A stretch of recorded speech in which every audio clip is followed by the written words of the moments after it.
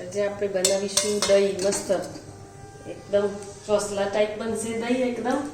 અને એકદમ મોરું મીઠું સરસ દહીં લાગશે એવું ઉનાળા માટે લસ્સી બનાવી હોય તો પણ બનાવી શકાય છાશ બનાવી હોય તો એને અથવા કઢી બનાવી હોય જે પણ બનાવી થોડું ગરમ પહેલાં મેં કરેલું છે પણ ફ્રીજમાં હતું એટલે ઠંડુ થઈ ગયું છે તો થોડું દૂધને થોડું ગરમ કરવાનું રહેશે એમાં હવે થોડું ગરમ થઈ ગયું છે ગેસ બંધ કરી દઈશું આપણે હવે એને ધીમેથી ઉતારી લઈશું હવે આમાં આપણે થોડું સામાન્ય જ આમાંથી પાણી જ લેવાનું છે આપણે વધારે કશું લેવાનું નથી આટલું આટલું જ પાણી જ લેવાનું છે વધારે કશું લેવાનું નથી હવે એને હલાવતા જઈશું આપણે અને એ છે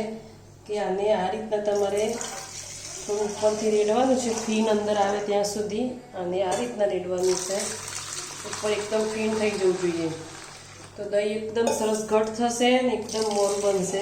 અને ફાટશે પણ નહીં અને ઉપસે ફીણ થઈ જાય આ રીતે ઉપર ફીણ આવે ત્યાં સુધી એને થવા દેવાનું છે આ મેં સવારે જ દહીં બનાવ્યું હતું તો જો તમને બતાવું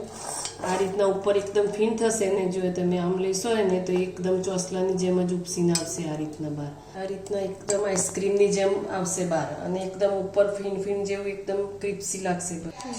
તો આ ટ્રીક સાથે તમે જો દહીં કરશો તો તમારું એકદમ બેસ્ટ બનવાનું છે તો આ ટ્રાય જરૂર કરી જોજો